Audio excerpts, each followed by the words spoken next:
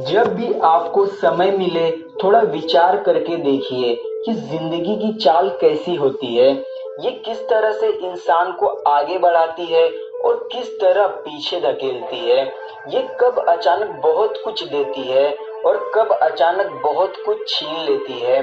जब आप गंभीरता से विचार करेंगे तो मेरे इस विचार से जरूर सहमत होंगे कि जिंदगी ठीक सांप सीढ़ी के खेल जैसी है। हमारे में से अधिकांश लोगों ने सांप सीढ़ी का खेल बहुत खेला है और इस खेल की बारीकियों से भी अच्छी तरह से वाकिफ है।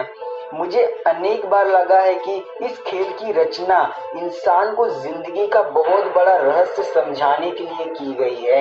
इस खेल को ठीक ढंग से केवल वही लोग समझ पाए हैं जो कभी हार नहीं माने। उन्होंने इस सच्चाई को बहुत अच्छी तरह से समझ लिया है कि जिंदगी में ऐसे लम्हे भी आते हैं जब इंसान एक ही झटके से आगे बढ़ जाता है और वे लम्हे भी आते हैं जब एकाएक पीछे धकेल दिया जाता है।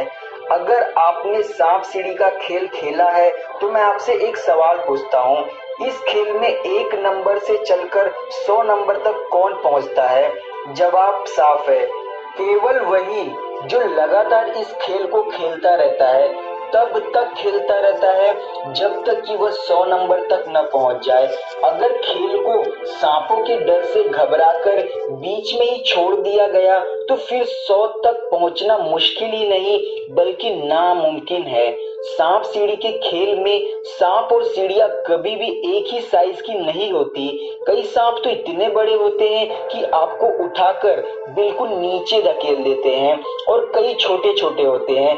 इसी तरह से सीढ़ियां भी कई ऐसी होती हैं जो आपको नीचे से उठाकर अचानक ऊपर ले जाती है और कई छोटी छोटी होती है जो आपको धीरे धीरे ऊपर उठाती है। सांप सीढ़ी की ही तरह जिंदगी में भी बिल्कुल ऐसा ही होता है। आप अचानक इतना ऊंचा भी उठ सकते हैं कि आपको खुद पर ही विश्वास न हो और अचानक ऊपर से इतना नीचे भी धकेले जा सकते हैं कि आपका हौसला टूट जाए।